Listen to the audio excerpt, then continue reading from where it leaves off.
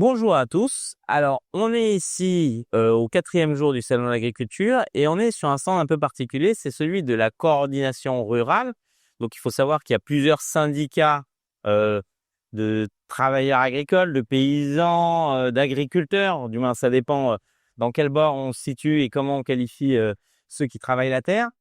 Et la coordination rurale est aujourd'hui un des syndicats qui a été les plus en pointe sur les dernières mobilisations, en particulier contre l'abattage des bêtes dans le cadre de la dermatose nodulaire. Nous avions couvert, il n'y a pas si longtemps que ça, une manifestation d'agriculteurs devant le Parlement européen, mais qui était très marquée par la présence de la FNSEA. Mais on posera la question. Donc, on est avec Patrick Sars, Coader, donc secrétaire général de la coordination rural pour le Finistère, qui est aussi élu national donc au CODIR et qui lui-même donc est agriculteur. Il est éleveur de moutons en agriculture biologique.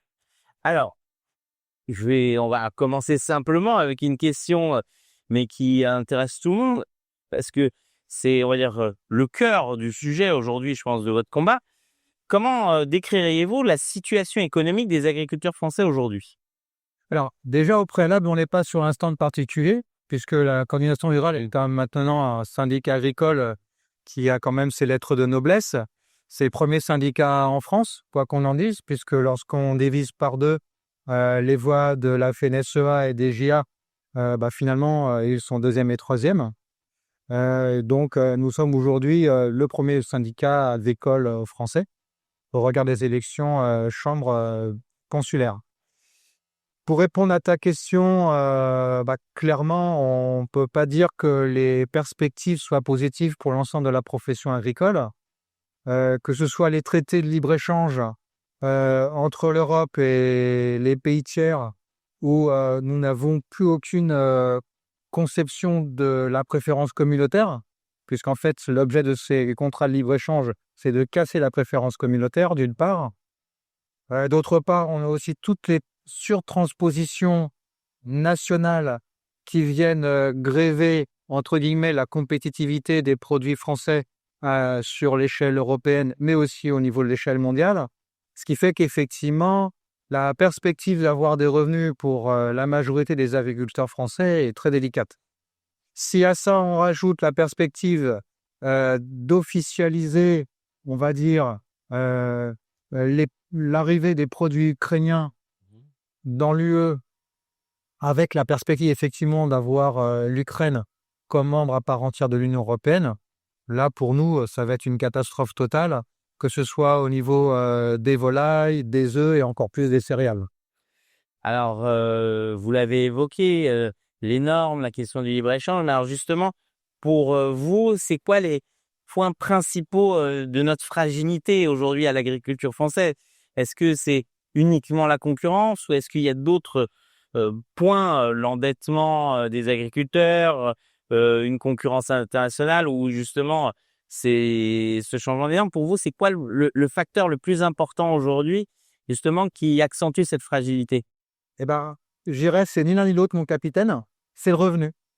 C'est-à-dire qu'aujourd'hui, avec tous ces dispositifs de libre-échange, avec l'abandon de la préférence communautaire, on a nos produits qui sont vendus aux tarifs mondiaux, ce qui fait que tant qu'on n'a pas l'exception agriculturelle, nos produits sont livrés au marché spéculatif international, qui fait que même si on abat toutes les normes, même si on fait plein de révolutions en matière réglementaire, on ne sera jamais compétitif avec des produits qui viennent par exemple d'Amérique du Sud, où les gens sont très peu ou mal payés.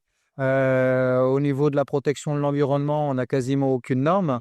L'idée, c'est effectivement, si on va avoir une agriculture d'exception au niveau de l'Europe, eh ben, il faut effectivement pouvoir protéger nos produits dans le cadre d'une préférence communautaire et faire aussi en sorte qu'on ait des droits de douane qui fassent en sorte que les produits qui rentrent avec des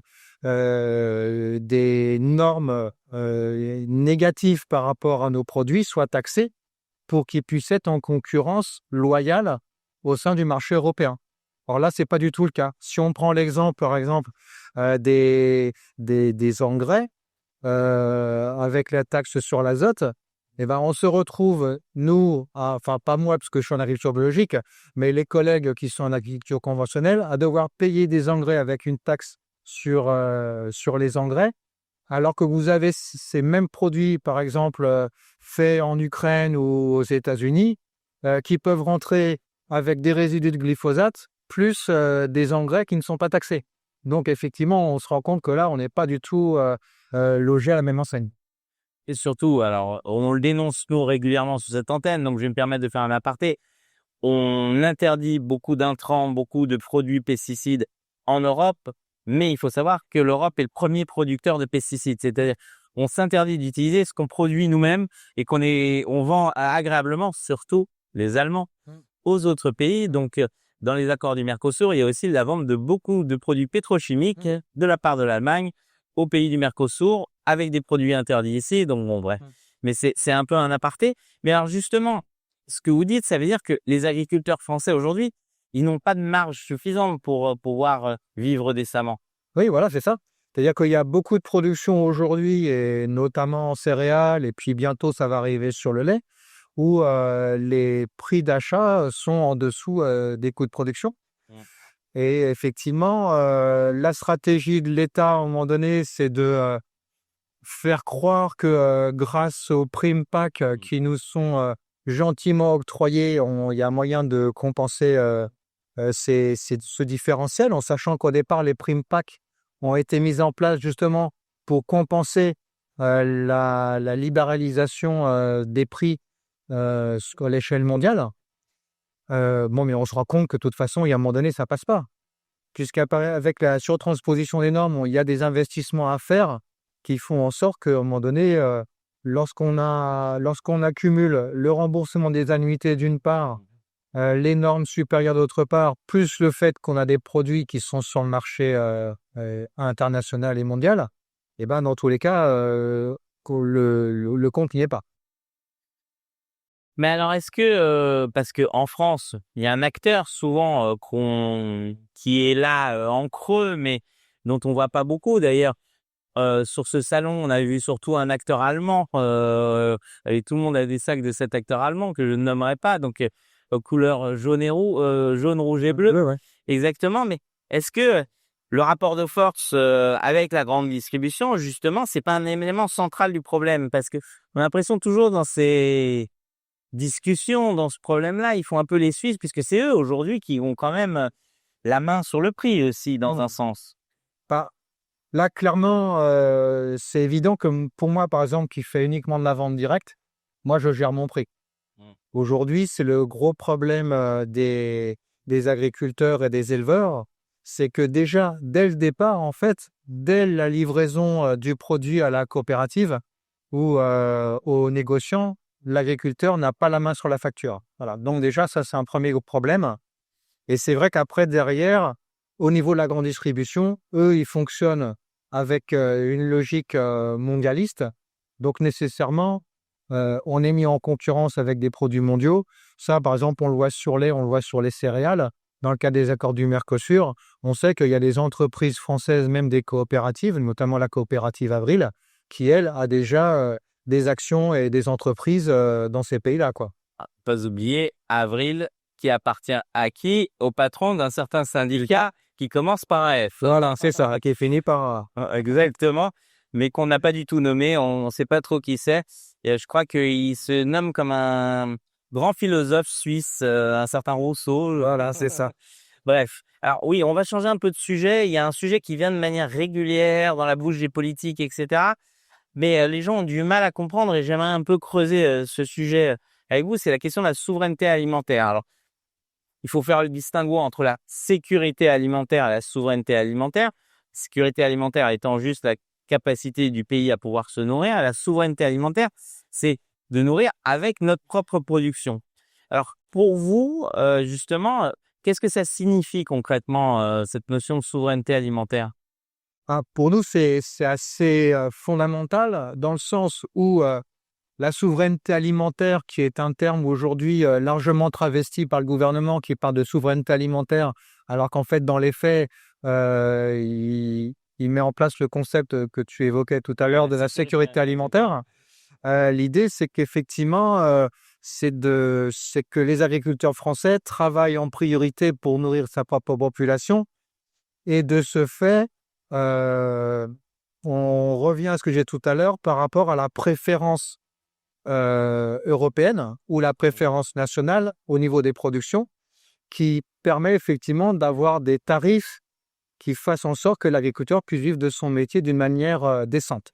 Mais alors concrètement, est-ce que vraiment la France aujourd'hui serait capable, sans importation massive, de nourrir sa propre population avec la baisse du nombre d'agriculteurs, en prenant en compte, on va dire, si on fait un instantané de la situation actuelle, est-ce que concrètement, si demain on disait, bah voilà, on met des barrières douanières, etc., on va manger uniquement français, est-ce qu'on est capable de nous nourrir nous-mêmes, quoi? Alors, clairement, là, je pourrais pas te répondre. J'en sais strictement rien. Ce que je sais, c'est que c'est un pari, parce que ce que j'imagine, c'est que c'est un pari qui mériterait d'être fait. En sachant que dans tous les cas, il y a certains produits où nécessairement on ferait de l'importation. Parce que, voilà, les fameuses mangues brésiliennes. Ou les noix de coco, quoique peut-être qu'on en a dans les pays d'outre-mer, mais c'est vrai que... Ouais, mais beaucoup moins développé. Beaucoup moins développé. Mais voilà. Le café, le cacao, enfin voilà, tout des filières où on n'est pas du tout, où on produit rien, quoi.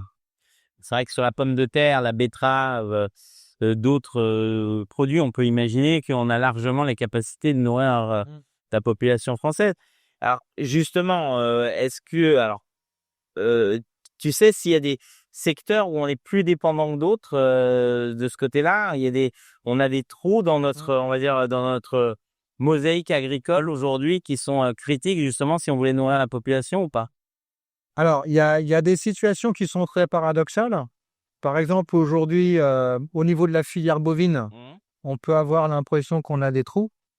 Or, il se trouve que la France exporte beaucoup de veaux à l'engraissement en Italie et en Espagne. Donc là, se pose la question de créer une filière de veaux à l'engraissement en France.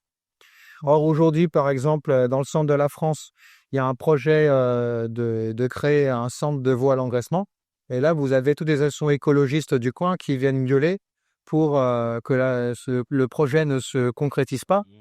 Donc, c'est très paradoxal de leur part, puisque à la fois, ils aimeraient avoir de la production locale, et en même temps, dès qu'il y a la production locale qui se met en place, ils refusent cette production locale sous prétexte que c'est trop important, etc., etc., etc. Voilà. Donc, on a ces problématiques-là. Au niveau, par exemple, du mouton, nous, ça fait largement plus de 50 ans, voire même plus de 60 ans, qu'on est largement déficitaire, où on a 50% de la consommation ovine qui vient de l'extérieur de la France. Donc là, on a effectivement des gains à avoir. Mais dans le même temps, on a aussi une logique et paradoxale de la part de l'État qui nous met le loup et les ours dans les pattes, qui fait qu'effectivement, la transmission des fermes d'élevage ovin est difficile, que l'élevage ovin au quotidien, pour ceux qui ont des loups, comme moi je le vis en Finistère, est très compliqué, puisqu'on se retrouve dans des situations où on doit effectivement rentrer les animaux tous les soirs, les sortir tous les matins. On met des chiens de protection de troupeaux qui vont foutre le bordel dans la commune, à se promener sur les chemins, à aller dans les troupeaux de vaches des voisins, à aboyer la nuit avec des voisins qui sont à côté. Les chiens sont presque pires que les loups. Ah, mais c'est pas que c'est pire que les loups, c'est que c'est complet. En termes d'emmerde, c'est complémentaire aux loups. Voilà. Et que ces chiens et les loups font de la prédation sur la faune sauvage, notamment de la faune sauvage qui est inscrite sur la liste rouge de l'UICN. Et tout. Donc, on se retrouve dans une situation paradoxale où, sous couvert soi-disant de protéger la biodiversité, on la flingue à tout va. Voilà. Donc, on est effectivement dans des logiques complètement inconséquentes et incohérentes, qui fait qu'on a un certain nombre de productions qu'on pourrait faire au niveau national qui sont complètement contrecarrées par des logiques de surtransposition ou des logiques de priorité qui n'ont rien à voir avec la souveraineté alimentaire. Mais alors justement, on a parlé d'un certain monsieur Rousseau, mais quand on parle de souveraineté alimentaire, on est souvent heurté au propre modèle que l'agriculture française a choisi. Et justement, quand on parle de nourrir prioritairement les Français, est-ce que c'est pas justement contradictoire avec la logique qui aujourd'hui, on a une agriculture qui veut exporter à tout prix? Mais ça, c'est pas que l'agriculture a choisi, c'est que la FNSEA et les JA ont décidé. Nous, à la coordination rurale, Ça fait depuis bien longtemps qu'on parle de souveraineté alimentaire et ce qui va avec l'exception agriculturelle et ce qui va avec la préférence communautaire. Et là-dessus, on est clair, net et précis depuis la création de la coordination rurale, c'est qu'effectivement, notre premier marché, si je puis dire, c'est le marché communautaire ou c'est le marché national. Et justement, est-ce que la souveraineté alimentaire aujourd'hui, pour qu'on puisse y arriver, est-ce que justement il faut pas changer ce modèle? Parce que un modèle où au final, et on l'a vu avec les aides à l'export, parce que la France c'est un pays magique, c'est-à-dire on aide les gens à compenser une distorsion de la concurrence pour exporter, mais on les aide pas à baisser les tarifs pour vendre sur place. Ce qui devrait être l'inverse, c'est-à-dire que en bonne logique, on devrait favoriser la vente sur place et ceux qui veulent exporter, bah, qu'ils se démerdent, entre guillemets. Voilà. S'il veut jouer dans la cour des grands, bah, qu'il le fasse. Mais au moins sur le marché français, comme ça, on pourrait soutenir intelligemment ce qui nous nourrit plutôt que de nourrir les autres. Mais alors, justement, est-ce qu'il faut pas mieux réguler, mieux penser cet équilibre et qu'on pouvoir atteindre ça? Ou est-ce que, parce que aujourd'hui, avec le modèle actuel, est-ce qu'on va pas dans le mur justement à vouloir une souveraineté ou de toute façon, si on subventionne encore plus les grands céréaliers, etc., ça ne sera pas pour nourrir les Français? Mais je pense que clairement, nous à la serre, on pense qu'on va dans le mur. C'est pour ça qu'on est complètement vent debout à l'encontre de la FNSEA et des JA, qui eux sont dans la perpétuation de ce modèle. Et en sachant qu'effectivement, comme je le disais tout à l'heure, que eux défendent les entreprises de l'agroalimentaire qui se positionnent sur le marché mondial. Nous, on n'est pas dans cette logique-là, donc on ne se sent pas redevable et comptable de cette démarche-là. Je pense aussi qu'il faut aussi sortir du mythe aujourd'hui des céréaliers qui tirent leur épingle du jeu, parce qu'avec l'arrivée des produits ukrainiens au niveau de l'Europe, les producteurs de céréales aujourd'hui sont dans les difficultés et tous ne sont pas des grands producteurs. Mais alors justement, donc on a parlé de cette structuration, hein, comme vous l'avez dit, c'est un choix des JA, donc des jeunes agriculteurs, pour préciser pour nos auditeurs, et de la FNSEA de ce modèle agricole.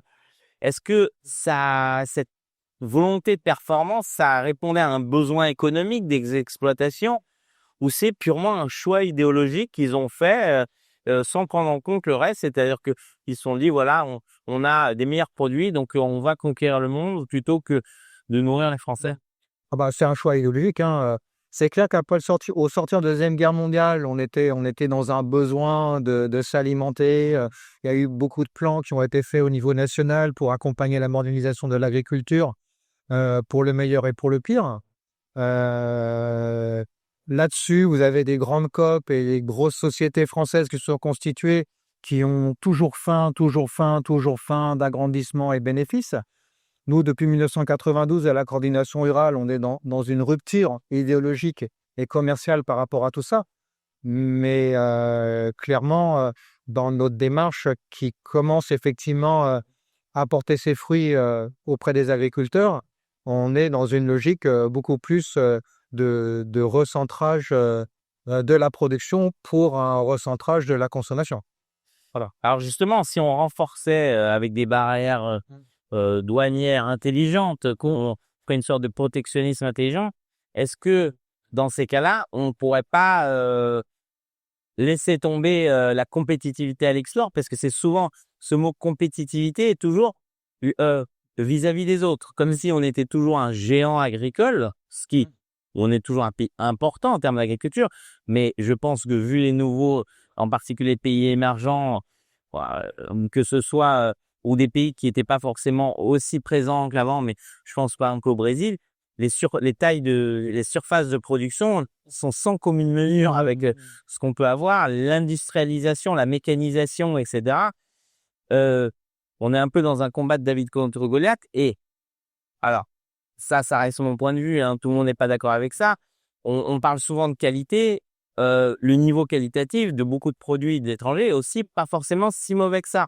Donc, aujourd'hui, est-ce que justement, on ne devrait pas avoir ces barrières-là et se faire un focus pour améliorer la qualité de ce que nous, on produit pour le marché français et laisser de côté, on va dire, oublier la compétitivité mondiale. C'est une sorte d'isolationnisme, mais parce que pour se préserver nous-mêmes, puisque l'agriculture est ce qui nous nourrit. C'est-à-dire qu'à un moment, si on n'a plus rien dans le placard, ben on mange pas. Alors, moi, là-dessus, clairement, je suis d'accord avec toi, hein, mais il y a peu de temps encore, j'étais dans la croyance mythique que la nourriture était une denrée non délocalisable. Aujourd'hui, au regard du marché mondial, on se rend compte que c'est pas du tout le cas. Donc, comme je disais tout à l'heure, ce qu'il faut en faire, c'est mettre en place un marché préférence communautaire avec des barrières douanières à l'entrée de l'Europe ou, si c'est pas possible, à l'entrée de la France, dans le cas d'un Frexit. Mais clairement, c'est important d'avoir une protection de nos produits parce que, certes, il y a une importance de faire, nous, des produits de qualité, mais si ces produits de qualité ne sont pas protégés, ça ne sert à rien. D'un autre côté, il est clair aussi que on a des réglementations qui sont plus ou moins légères dans les autres pays, que les autres pays peuvent très bien prendre le chemin de produire une agriculture vertueuse pour l'exportation, mais qui pourrait aussi nous concurrencer.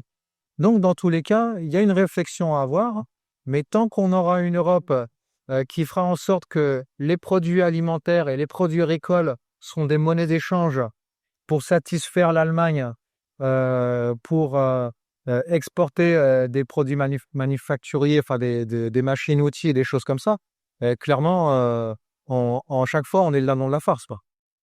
Oui, puisqu'on ne produit plus de tracteurs, on est dépendant on a parlé tout à l'heure des semences, de ce que vous produisez, des animaux, etc. Mais effectivement, sur tout le reste, c'est-à-dire ce que vous utilisez au jour le jour, pour les producteurs laitiers, les machines à traire, on va dire, je ne sais même pas si les barrières aujourd'hui d'enclos sont faites encore en France. Oui, je suis quand même. Ah ouais, il y a quand même quelques outils qui se sont faits en France avec des grosses boîtes françaises qui ont quand même pignon sur rue. Mais c'est clair que pour une grande partie de nos équipements, on voit à l'étranger. Alors l'étranger, c'est pas nécessairement à l'international, hein. L'étranger, ça peut être d'autres pays français, d'autres pays en Europe. Faut pas non plus aussi caricaturer. Il y a un certain nombre de grandes marques, même si c'est des marques américaines, qui ont leurs unités d'assemblage et production qui sont en France ou en Europe. Donc, il fait travailler des Français, qui fait travailler des sous-traitants, voilà. Donc, faut pas non plus tout caricaturer. Il y a quand même des choses qui se passent sur le territoire national. On va parler un peu de revenus, parce que c'est un peu l'air de la guerre. Alors vous avez la chance, si je peux dire, parce que alors ça va paraître un peu bizarre, parce que je dis, mais vous semblez être un privilégié si vous contrôlez vos prix, ce qui est de rare, puisque beaucoup malheureusement d'agriculteurs, on pense aux producteurs laitiers, etc., n'ont pas le contrôle de la facture. C'est-à-dire qu'ils vendent et on leur impose un prix et voilà, c'est comme ça. Mais justement, pour assurer un revenu digne à tous les agriculteurs, est-ce qu'il faut agir sur les prix, sur les aides publiques, sur tout ce protectionnisme, on va dire, communautaire ou national, cette préférence nationale, ou c'est sur l'ensemble de ces facteurs qu'il faut appuyer? Alors, déjà, avant de répondre à ta question, je répondrai concernant mon cas personnel. Mais ça me semble important parce qu'aujourd'hui, il y a une espèce de mythe qui est propagé dans le milieu des écolos évanescents, qui consiste à dire il suffit que tous les agriculteurs fassent de la vente directe ou du circuit court. Ce qu'il faut savoir, c'est que déjà sur nos fermes, rien que pour l'activité de production, on est multitâche. C'est-à-dire qu'on fait déjà beaucoup de choses. Et à partir du moment où on rajoute des éléments relatifs à la commercialisation, que ce soit en circuit court ou en vente directe, où là, il faut aussi qu'on assume tout ce qu'est la promotion de nos produits, la disponibilité à la vente pour recevoir des clients, ça devient encore d'autres compétences à acquérir. Voilà. Donc, du temps. Et du temps. Et moins de temps pour s'occuper quand il y a ces élevages des animaux, etc. Donc, ce que je veux dire par là, c'est que c'est pas ouvert à tous les agriculteurs. Ça, c'est un premier point. Ensuite, il y a un deuxième point. C'est qu'on est par moment, on est dans des environnements économiques, environnementaux et géographiques. Par exemple, comme chez nous en Bretagne, on est plus incité à faire du lait parce que l'herbe pousse tout le temps. et que donc on est de tradition un milieu laitier. Bon, moi, sur ma commune, on a la chance d'avoir beaucoup de producteurs laitiers. À mes yeux, c'est pas jouable que chaque producteur laitier s'amuse, entre guillemets, à faire chacun vendre son lait à la ferme, à chacun faire ses yaourts, etc. et compagnie. Voilà, donc à un moment donné, il y a une réalité économique à faire de la vente directe et des circuits courts. Ça ne veut pas dire qu'il ne faut pas en faire, mais ça veut dire qu'il ne faut pas non plus mettre ça en avant comme étant la solution universelle pour répondre aux problèmes de rebut des agriculteurs. Voilà, ça c'est le premier point. Ensuite, pour répondre à ta question initiale, je pense qu'il faut jouer sur tous les niveaux. Donc, dans tout ce que tu as décrit. À la fois, il faut avoir la préférence communautaire. À la fois, il faut permettre aux gens d'avoir accès réellement à nos produits et qu'ils soient mis en avant aussi bien dans les grandes surfaces dont on parlait tout à l'heure, mais aussi dans le cadre de la restauration scolaire ou de la restauration collective qui soit pas seulement scolaire, parce qu'aujourd'hui, il faut savoir que vous avez, dans le cadre des appels d'offres des communes ou des hôpitaux, l'obligation plus de se consacrer sur un prix plutôt que sur la provenance des produits. Voilà. Donc, on a une logique au niveau européen, au niveau des appels d'offres qui va à l'encontre de l'intérêt des productions locales. Donc, si je peux me permettre, aujourd'hui, là, pour que les gens comprennent, hein, sur une logique d'échelle, la restauration collective, donc ça compte les cantines scolaires, les cantines d'entreprise, les hôpitaux, les EHPAD, bref, tout ce qui s'appelle la restauration collective, ça représente 20 millions de repas par jour. Or, si les agriculteurs, on va dire si techniquement, uniquement, ces 20 millions de repas étaient fournis par des agriculteurs, ce qui n'est pas techniquement possible, mais on va dire, je vais grossir le trait, ça ferait vivre 800 000 agriculteurs. On en a combien en France? On en a 400 000. Voilà. Donc, juste cet aspect-là, c'est pour ça que souvent on en reparle. Si déjà c'était fléché dans le bon sens, on n'aurait pas besoin que 100% soit, on va dire, de préférence agréable, mais déjà, au moins, il y aurait bien une bonne grosse moitié des agriculteurs en France qui pourraient s'en sortir mieux. Et en particulier, mais alors, on l'a vu, et vous avez évoqué les producteurs laitiers, le problème vient probablement d'une mauvaise aussi répartition aujourd'hui des productions, où on a spécialisé des régions et pas d'autres, alors il faudrait repartir sur une logique plus plurielle et peut-être certains coins, diminuer certains types de production et aider des agriculteurs à se convertir peut-être à d'autres productions. Est-ce qu'il y aurait un manque sur ce territoire-là? Et vice-versa, dans d'autres coins, je ne sais pas, il n'y a pas de moutons, il faudrait mettre des moutons, etc. Puisqu'aujourd'hui, on voit qu'il y a, vous avez parlé de la Bretagne, il va y avoir une surreprésentation du porc, alors que dans d'autres régions, il n'y en a pas. Donc, on se retrouve avec un déséquilibre. Alors, eux, ils peuvent en vendre, mais si on parle de cycle court tout à l'heure, c'est vrai qu'il y a une réflexion, je pense, profonde, en particulier pour les jeunes qui voudraient s'implanter. Est-ce qu'il ne faut pas les aider à se dire, est-ce que tu dois reproduire le modèle qui n'a pas marché avant, ou est-ce que ta surface agricole, elle ne serait pas plus pertinente par rapport à ton terrain, par rapport à l'ensoleillement, par rapport à plein de choses, de faire une autre production qui serait beaucoup plus intéressante, puisqu'il n'y a pas d'offre dans ce coin-là. Je ne sais pas. Disons que c'est clair qu'aujourd'hui, on est dans une logique d'habitude qui est largement relayé par la FNSEA, puisque eux, ils défendent une filière. Ils défendent une filière agro-industrielle. Donc, pour que ces outils agro-industriels fonctionnent, il faut qu'il y ait toujours autant de matières premières, autant de minerais, comme ils appellent ça, qui arrivent pour nourrir la filière. Donc, c'est clair que nous, on n'est pas dans cette logique-là, en sachant que malgré tout, c'est important d'avoir une filière qui puisse valoriser la production, mais sans les excès d'aujourd'hui. D'autre part, vous avez aussi les organismes de formation agricole qui aussi privilégient cette logique de filière. Ils sont souvent sous la coupe de la FNSEA. Donc là, à nouveau, on revient à cette problématique-là. Sans compter les chambres d'agriculture qui sont gérées par la FNSEA, qui sont là aussi pour la filière. En fait, ils ont que feu mot ça à la bouche. Si on s'amusait à décrypter leur discours, on se rendait compte qu'ils parlent plus de la filière que les agriculteurs et de leur revenu. Voilà. Donc, il y a clairement quelque chose à changer de ce côté-là. Je pense que... Oui, donc c'est plus un lobby industriel qu'un syndicat. C'est un syndicat qui fait du lobby industriel. Bonne réponse. Voilà.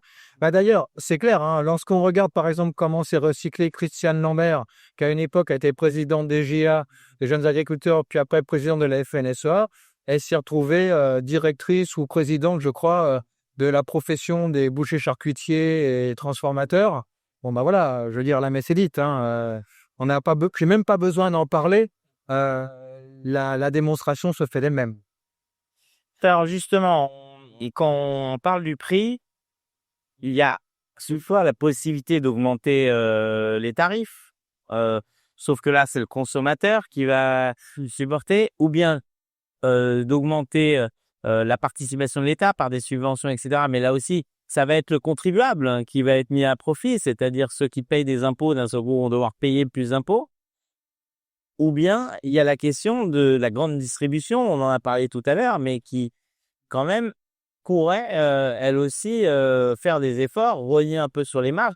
Parce qu'aujourd'hui, c'est quand même celle à qui on demande le moins d'efforts. C'est-à-dire, on demande souvent les efforts aux consommateurs ou aux contribuables, mais très peu, et parfois le consommateur est aussi un contribuable, mais très peu à cette filière, on va dire, de grande distribution.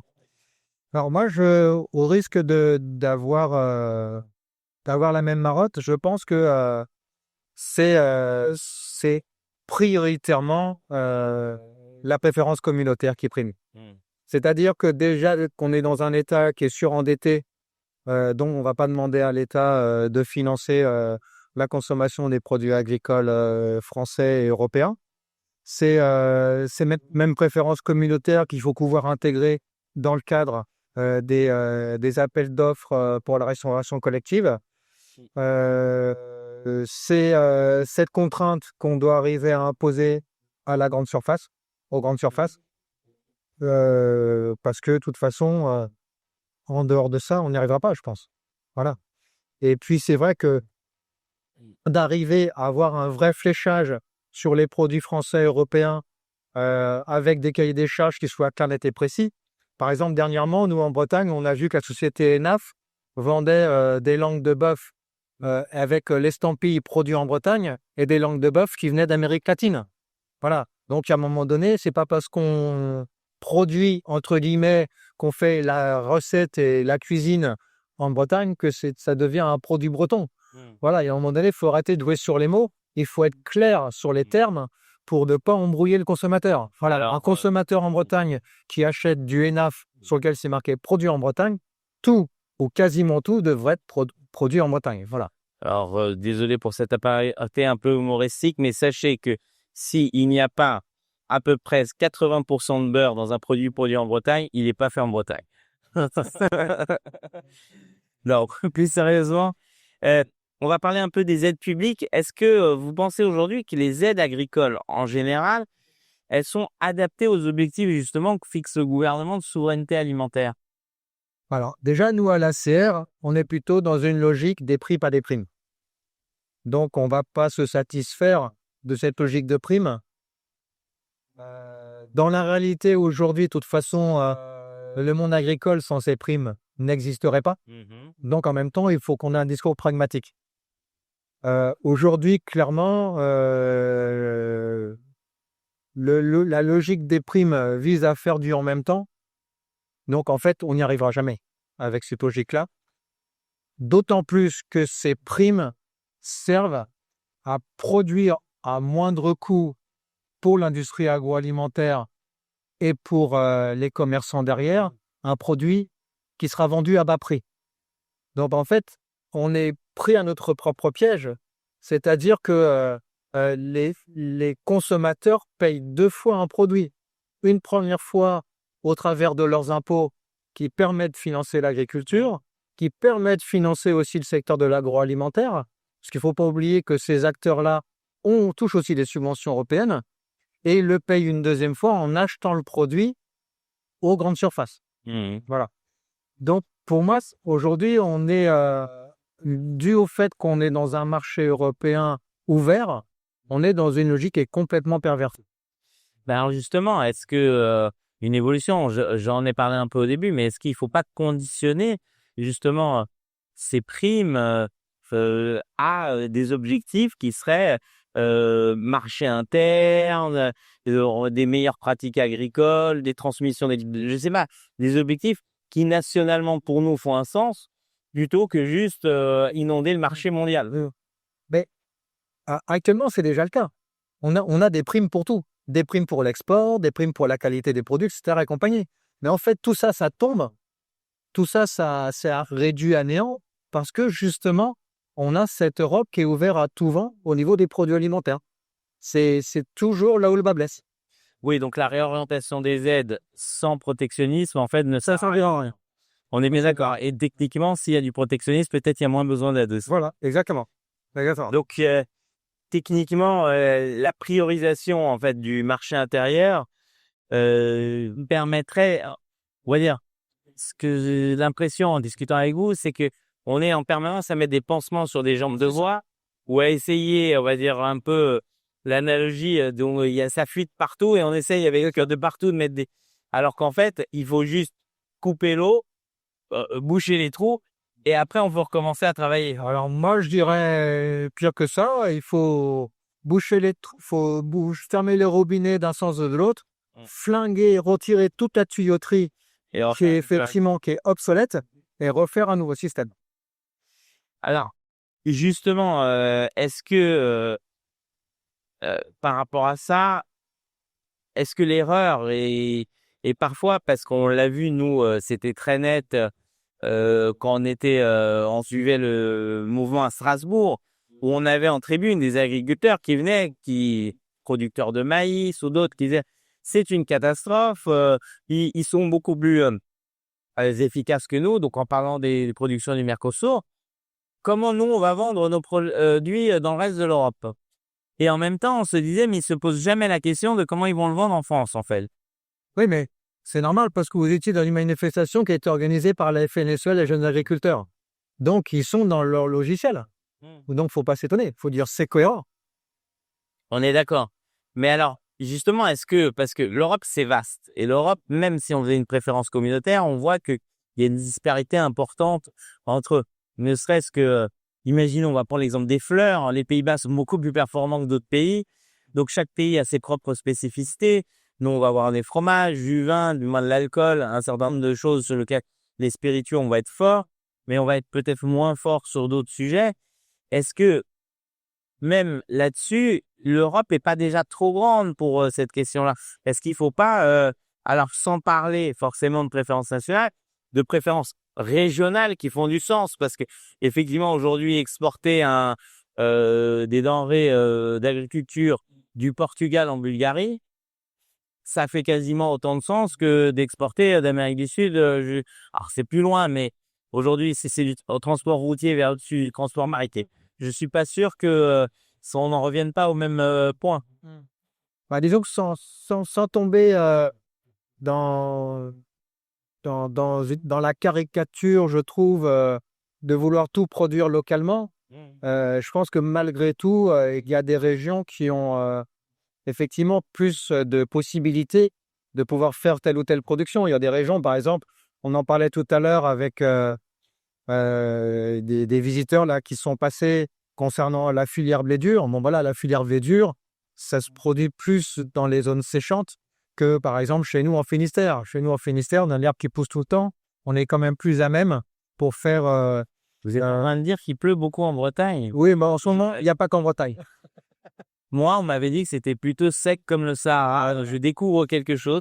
Sachez qu'il pleut en Bretagne. Et toutes les rumeurs comme quoi il n'y a que du ciel bleu, c'est pas vrai. Et donc à un moment donné, on a aussi, allez, même si ça peut faire pas plaisir à certaines oreilles, on a quand même certains avantages compétitifs par rapport à certaines productions. Et ça, il faut pas non plus les nier. Mais dans le même temps, c'est pas parce qu'on considère qu'on a l'avantage compétitif qu'il faut ne faire que ça. Je pense qu'il faut à un moment donné laisser aussi les agriculteurs leur place de chef d'entreprise pour pouvoir développer des productions dans lesquelles ils se sentent à l'aise. Parce qu'en fait, ce qui fait à un moment donné le succès d'une production d'un entrepreneur agricole, c'est bien le fait qu'il se sente à l'aise dans sa production et qu'il soit motivé. puisque à partir du moment où on s'engage dans l'agriculture, c'est un engagement à vie, c'est un engagement de vie. Et donc, je pense qu'à partir de ce moment-là, l'agriculteur, il trouve sa capacité à s'épanouir et ça, c'est le plus important aussi. Voilà. Alors tout ça est très intéressant. On va conclure sur une question importante. Est-ce que justement, si on voulait arriver à un modèle serein, il ne faudrait pas une souveraineté alimentaire qui favorise la production donc locale avec une protection qui empêche justement l'entrée, puisque dès lors qu'il n'y a plus d'entrée des autres produits, la question de la compétitivité ne devient plus que locale, hein. Elle ne devient plus, on va dire, face à un marché mondial, puisque ça a très peu de sens. Cette logique, on nous a vendu ce libre-échange comme la panacée. Or, le libre-échange ne bénéficie qu'aux gros. C'est-à-dire clairement, j'ai toujours l'impression, je fais cette analogie souvent, imaginez que on soit en face de la boxe, on monte sur le ring et qu'on dit, écoutez, on supprime toute la catégorie, vous, en poids coq, du moins les plus vastes catégories, vous allez être contre Mike Tyson, ou du moins je ne sais pas qui est le champion là. Mais vous inquiétez pas, tout va bien se passer. Franchement, parce que le coq, il fait 2 pas et il est envoyé dans les cordes. Et c'est ça qui se passe, c'est-à-dire que ceux qui sont très gros, ils applaudissent, ils disent très bien, ils vont pouvoir aligner les adversaires. Mais dès lors qu'on est en position de faiblesse, c'est terrible. Il y a on va dire, on donne le bâton pour se faire battre. Alors justement, est-ce qu'il ne faut pas sortir de ça, dire si aujourd'hui on veut sauvegarder l'agriculture française, stop, on sort de tous ces traités de libre-échange, on sort de cette logique, on va dire, d'ouverture de la concurrence et on privilégie nos produits, puisque nos produits, ils sont financés avec nos impôts, puisque c'est là où il y a une double peine. On finance des produits avec nos impôts de gens qui vont pas pouvoir vivre décemment, achetés par des centrales parfois pour contourner les lois Egalim, etc. à l'étranger, donc par la grande distribution. Et donc au final, cet argent qui devrait, on va dire, dans un cercle vertueux, résider même en France, c'est-à-dire que l'agriculteur payera une centrale qui sera en France, le consommateur, etc. Du moins, tous ferait tourner l'économie. Aujourd'hui, c'est éclaté un peu partout, avec souvent les grands groupes qui ont des banques, dans des paradis fiscaux, etc. Bref, tout ça est très compliqué. Est-ce que justement, on ne doit pas revenir à un système sain? Vous avez parlé de changer la tuyauterie, mais simple. Un agriculteur vend à une centrale locale qui elle-même, par exemple, on a le problème de Rungis en France, ultra centralisé. Est-ce qu'il ne faut pas plusieurs Rungis en France? Alors, ça, je pense que de toute façon, ça fait partie de la problématique. J'en parlais tout à l'heure là, avec un de nos adhérents qui, à l'époque, ses parents étaient maraîchers à 60 km de Paris. Le jour où Rungis est arrivé, c'était terminé le maraîchage.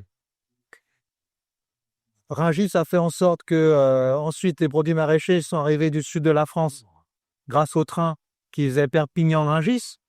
Faut repartir dans l'autre sens. Faut repartir dans l'autre sens. Le train faisant Perpignan-Rungis, eux, c'était terminé pour eux. Résultat ensuite, c'est l'Espagne qui est rentrée dans l'Union européenne. L'Espagne a pris le train Perpignan-Rungis et tout le secteur maraîcher autour de Perpignan s'est cassé la gueule, et etc., etc. Donc en fait, à un moment donné, le souci, c'est qu'avec la concentration et l'augmentation et l'accroissement de ces structures de commercialisation, on se retrouve avec des gens qui, à un moment donné, des agriculteurs qui, à un moment donné, pensaient pouvoir tirer leur épingle du jeu en grandissant, en s'estimant être un gros par rapport à leurs voisins, se retrouvent finalement en situation du jour au lendemain avec un équipement, avec une reconfiguration des organisations de transformation ou de commercialisation, peuvent se trouver du jour au lendemain nuls, plus rien. Ils ne représentent plus rien. Voilà. Donc il y a effectivement une espèce de course à l'échalote pour que chacun s'imagine en grandissant qu'il sortirait son épingle du jeu, avec des montants d'investissement incroyables. Aujourd'hui, on a des fermes laitières qui représentent des sommes fabuleuses, 1 million, 2 millions, 3 millions d'euros, qui demain ne seront plus du tout transmissibles, ni à leurs enfants, ni à leurs petits-enfants, où nécessairement il va y avoir l'obligation de faire entrer dans cet établissement financier, finalement, des banques, des coop, des assurances, des machins et des bidules, qui font qu'on va arriver à un nouveau type de servage où l'agriculteur va se retrouver finalement minoritaire dans la structure financière qui va gérer sa structure et qui sera aux ordres de la coop, de la banque, de l'investisseur financier qui dira maintenant tu fais ci, tu fais ça, etc. et compagnie. Donc on est vraiment à nouveau, je dirais, dans une phase charnière où si la profession agricole ne fait pas attention, elle va se retrouver à nouveau pieds et poings liés, mais d'une manière beaucoup plus perverse finalement que ce qui se faisait hier. Donc en soi, ce qu'il faudrait un peu comme en 1789, ce sont les états généraux de l'agriculture où on remet tout à plat, c'est-à-dire de la concentration de Rungis au système de distribution, à la manière dont on a choisi les modèles, les transmissions, on va dire. C'est un vaste chantier, c'est-à-dire qu'aujourd'hui, effectivement, ne traiter qu'un point, on va dire, on est face, alors je suis désolé pour l'image et c'est terrible pour l'agriculture française, mais on est un peu comme quand il y a un cancer, quand le cancer se part partout et donc affecte tous les organes et au final, pour ce qu'on appelle un cancer généralisé, ce qui est une situation dramatique, où on ne sait plus où guérir, ou du moins où traiter puisque c'est déjà partout. Et est-ce qu'on n'est pas dans ces situations-là? C'est-à-dire que on va essayer d'améliorer le transport, mais au final, si on améliore le transport localement, il n'y a pas de préférence nationale, donc la commande publique va être fléchée, va acheter loin. On voit par exemple les délires de poissons bretons qui vont être pêchés en Bretagne, envoyés à Rungis pour revenir être consommés en Bretagne. Dis-moi, on marche, c'est un peu ceux qui se souviennent de ce dessin animé, les Shadocks, c'est-à-dire que ça, on est dans une logique absurde qui est poussée à son paroxysme et qui pouvait marcher dans un système où c'était absurde, mais c'était à nous. Mais dès lors qu'on ouvre à la concurrence, les autres n'ont pas forcément une logique qui marche sur la tête, donc sont beaucoup plus efficaces en soi. C'est ça, c'est ça. C'est ça. Mais de la même façon, si on fait ces espèces d'états généraux de l'agriculture, comme on a fait les états généraux de l'alimentation, qui ont débouché sur des lois Egalim complètement inefficientes, avec les mêmes lobbies qui seront présents de l'industrie agroalimentaire et de la FNSEA, on n'arrivera à rien, quoi. Donc le souci, c'est qu'il faut effectivement arriver à avoir un mouvement syndical qui sorte du giron de la FNSEA-JA, qui permettent aussi de sortir du giron de l'industrie agroalimentaire pour effectivement reposer des bases d'un système beaucoup plus pertinent et judicieux pour l'ensemble de la profession agricole. Parce que ce qu'on disait tout à l'heure, oui, effectivement, il va y avoir de la casse dans la profession agricole et on est déjà dans le cadre d'un immense plan social de l'agriculture depuis en fait des dizaines d'années, si on regarde bien. La tendance aujourd'hui, ça serait de dire qu'on va arriver à produire autant avec 200 000 agriculteurs. Donc, quelque part, finalement, au niveau de la production agricole, il n'y aura pas d'impact. Mais par contre, je pense que pour le reste, il y aura des impacts énormes, que ce soit des impacts sociaux, des impacts environnementaux et des impacts économiques sur le territoire. J'ai une question qui va paraître un peu iconoclaste, mais il y a des pays, en particulier, je pense à un pays du Mercosur, le Brésil, qui a décidé de séparer l'agriculture en deux pans. Donc, il y a deux ministres de l'agriculture. Il y a le ministre dédié à l'agrobusiness et l'autre dédié à l'agriculture, ce qu'ils appellent l'agriculture familiale, donc les petites exploitations, ceux qui vont avoir un fonctionnement différent, ce qui permet d'avoir une politique différente. Est-ce que la France ne devrait pas s'inspirer de ce modèle-là et justement se dire, il y a le ministre pour l'agrobusiness et un autre ministre pour justement les petits exploitants, puisqu'on sait que la majorité des exploitations en France sont des petites exploitations, et justement d'avoir une politique qui soit cohérente et plutôt que de faire une politique juste uniquement pour les gros.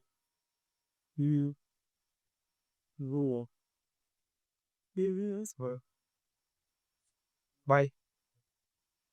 Je pense qu'à l'échelle de la production nationale, si on a un réel désir de souveraineté alimentaire, je suis pas certain que ce soit pertinent.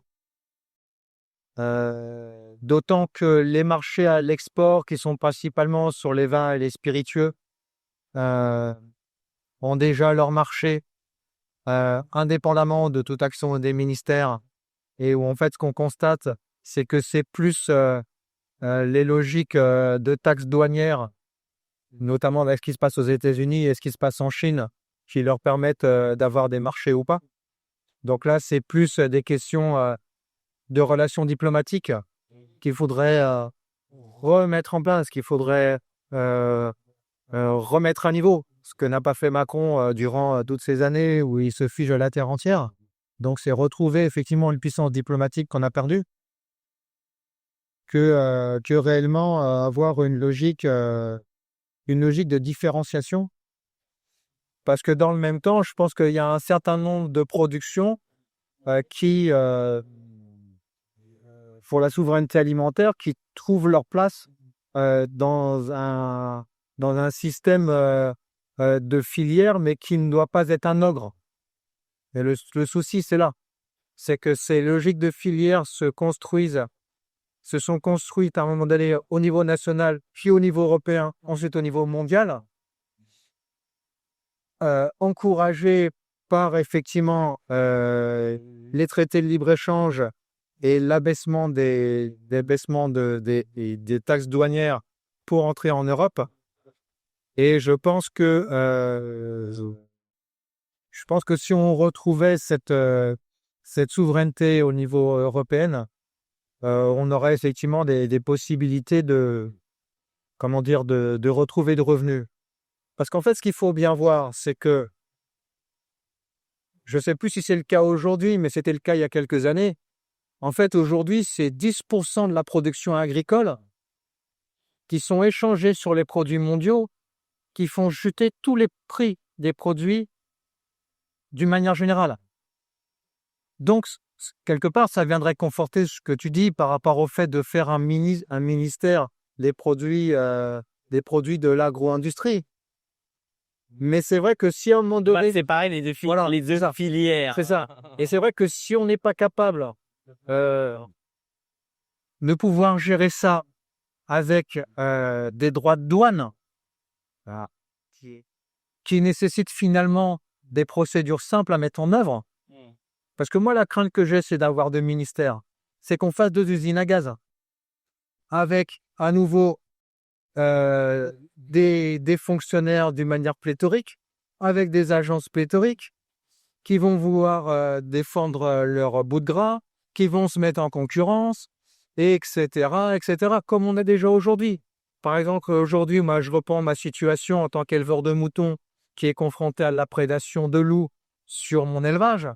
Eh ben, on a des logiques avec le ministère de l'Agriculture, d'une part, qui vient prendre sur son budget agricole des moyens de protection de troupeaux, alors que ça devrait être le ministère de l'Environnement qui devrait financer ça, puisque c'est une politique du ministère de l'Environnement. Où on a les environnementalistes qui disent « Ah, c'est génial les loups », mais en attendant, en France, sur le mouton, on est à peine en capacité de fournir 50% de la consommation. Donc, à un moment donné, il faudrait savoir ce qu'on veut. Alors, si je peux me permettre un aparté, le problème aujourd'hui, au-delà de ce que vous avez évoqué, des chiens, etc., du manet de protection, c'est quand une pette est mangée par un loup. Ouais. Est-ce que la compensation est suffisante ou est-ce que justement c'est une perte sèche pour vous? Alors, c'est très requin. C'est très requin dans le sens où c'est l'Office français de la biodiversité qui porte la conclusion technique, et j'ai bien dit technique, sur le fait que la prédation a été faite par un loup ou pas un loup. Le terme qui est utilisé pompeusement dans les communiqués de presse de la préfecture, il parle d'analyse. Or, en fait, il n'y a aucune analyse, puisque lorsque les agents de l'OFB débarquent flingue à la ceinture, là où c'est l'éleveur qui est victime, ils ont ni plus ni moins dans leur belle valisette un double décimètre et un scalpel. Voilà, ça s'arrête là. Pour voir la taille de la... Voilà, c'est ça. Encore, qu'est-ce qui différencie plus un grand canidé d'un autre grand canidé? Rien du tout, avec cette technique-là. Or, nous, ce qu'on demande à la coordination rurale, c'est qu'il soit fait d'une manière systématique des prélèvements de salive pour faire des analyses ADN. Et là, on pourrait parler d'analyse. Aujourd'hui, on joue sur les mots en parlant d'analyse. En fait, il n'y a aucune analyse qui est faite. Donc déjà, on aurait la réalité de la prédation, où lorsque l'éleveur dit qu'il a été prédaté par un loup, lorsque l'OFB dit que l'éleveur a été prédaté par un loup, on aurait l'assurance que ça a été prédaté par un loup. Parce qu'aujourd'hui, vous avez des associations d'escrocs, et j'emploie ce terme à dessein, qui disent « Oui, mais bon, vous avez été prédaté par un loup, mais on n'a aucune preuve. » Voilà. Donc déjà, ça nous mettrait dans la sécurité de pouvoir dire on a été réellement prédaté par un loup plutôt que par des diagnostics techniques faits à l'emporte-caisse par l'OSB. Ça, c'est un premier point. Donc, une fois que ce diagnostic a été posé, si effectivement ça a été prédaté par un loup, on est, on va dire, bien indemnisé pour l'animal qui a été tué. Mais ça vient obérer quelque chose qui est important, c'est que nos animaux, ils vivent en troupeau, ils vivent en groupe.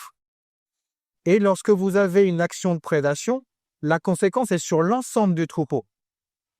Et ce n'est pas les quelques petits centimes de misère qui sont donnés pour indemniser le stress qu'avec une troupeau que ça va changer quelque chose. Parce que le stress qu'a vécu le troupeau, ça peut avoir comme conséquence notamment des avortements. Donc par exemple, un éleveur qui a eu une attaque sur son troupeau à 1 mois, 2 mois ou 3 mois de la mise bas, eh ben, il peut très bien avoir 10, 20, 30, 40 ou 50% d'avortement sur le troupeau. Mais là, il n'y aura pas de compensation. Ça sera même pire. Il pourra même se voir retirer des aides à la brebis parce qu'il n'aura pas eu suffisamment de naissances après et pas eu suffisamment de ventes d'agneaux ou d'agnelles. Voilà. Donc là, il faudra qu'il se batte comme un enragé auprès de l'administration pour dire oui, voilà, moi j'ai eu une prédation, pas prédation, comparé aux naissances que j'ai eues les années précédentes, j'ai eu moins 30, moins 40, moins 50% de naissances.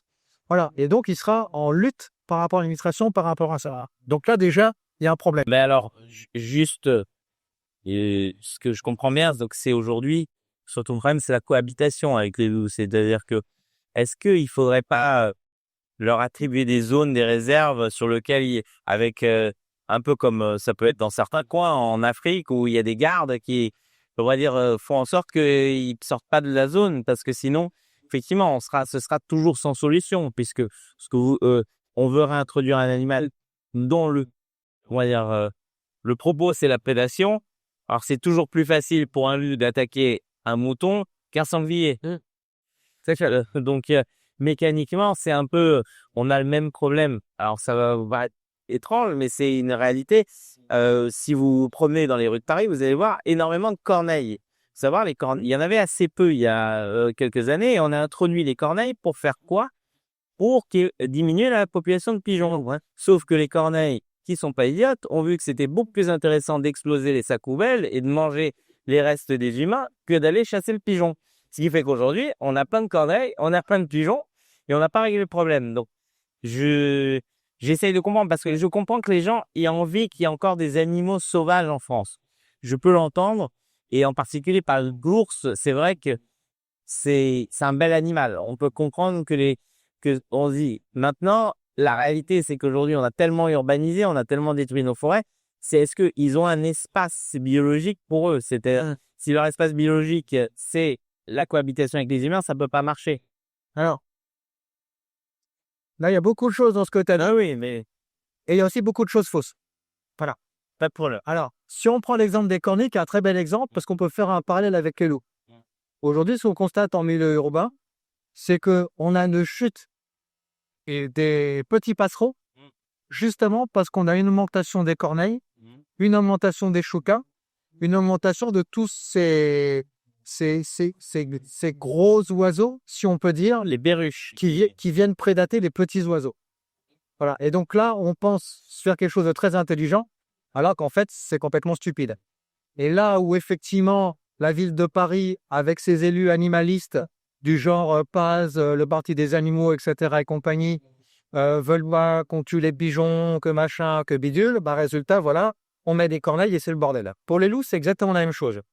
C'est-à-dire que on part du principe qu'on veut avoir des animaux sauvages, en oubliant que tous ces gens-là, lorsqu'ils se promènent, même à Paris ou dans la nature, ils n'arrivent pas à distinguer un moineau d'un accenteur mouchet. Ce sont des animaux sauvages. Ils n'arrivent pas à distinguer, par exemple, un saule d'un aulne. Est-ce qu'il y a besoin de s'accrocher à des espèces dites emblématiques pour parler de nature et de sauvage? Déjà, moi, ça me pose un problème. C'est-à-dire que resserrer la notion de sauvage à des espèces emblématiques sans prendre en considération l'ensemble des conséquences qu'ont ces animaux dits sauvages sur l'ensemble de la faune sauvage, moi, ça me pose problème. Le sanglier, l'écureuil est sauvage. Exactement. Voilà. Donc, c'est bien que tu parles de sanglier. Donc, on vient gueuler contre le sanglier qui va ruiner la pelouse parce que c'est ma pelouse, qui vient ruiner le stade parce que c'est mon stade. Mais pas quand ça vient ruiner la culture de l'agriculteur ou quand le loup il vient ruiner l'élevage de l'agriculteur. Bah là, l'agriculteur, il n'a qu'à faire son boulot, il n'a qu'à être 24 heures sur 24 avec son troupeau et faire tout ce qu'il y a à faire. Voilà. Donc, il y a un moment donné une espèce de dissociation cognitive de la part des gens qui ont du mal à se dire bah, peut-être que la nature, je l'ai autour de moi, je l'ai autour de moi, et c'est à moi d'ouvrir les yeux. Et là, à mon avis, il y a une grosse erreur de la part des associations dites écologistes qui visent à faire des focus sur certaines espèces, alors qu'en fait, il y a beaucoup d'autres espèces qui sont en situation délicate, qui sont flinguées justement par ces gros oiseaux ou par ces grands mammifères. Qui plus est, si on prend l'exemple des loups, où il faut mettre des chiens de protection de troupeau qui vont, eux, prédater 24 heures sur 24, 7 jours sur 7, 12 mois dans l'année, j'insiste lourdement, là où la chasse, elle, a des codes, des règles, et on ne peut pas chasser n'importe quel jour, n'importe quelle heure, n'importe quel mois, n'importe quelle semaine.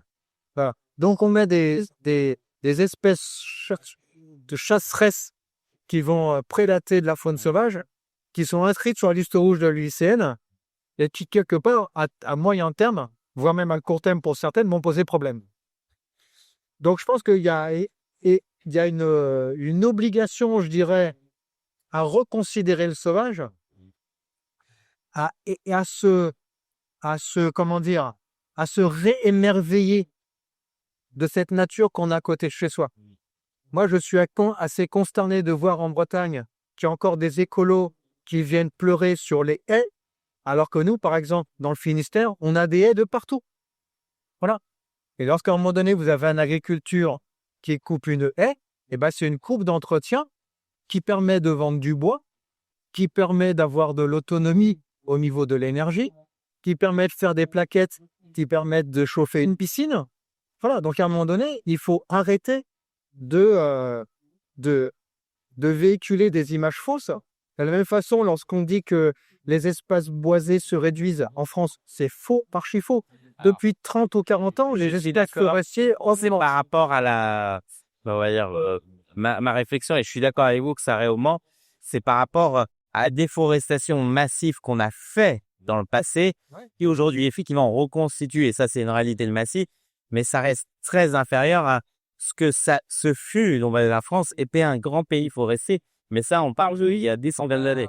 Voilà. Mais ce que je veux dire, c'est que mon propos est surtout de la remettre en perspective, où parfois on critique certains pays de couper des arbres en oubliant que nous, on a tout rasé à un moment. Donc voilà, c'est surtout ça.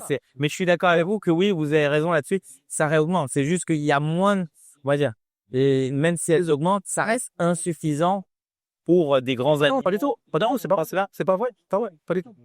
Alors, par exemple, par exemple, si on prend l'exemple du loup, l'exemple des loups, où il y avait tant de loups qui étaient dans la période 18e, 19e siècle, il y avait énormément d'espaces qui n'étaient pas boisés. Si vous prenez des photos, par exemple, des anciennes photos de nos espaces ruraux, vous avez quasiment pas d'arbres.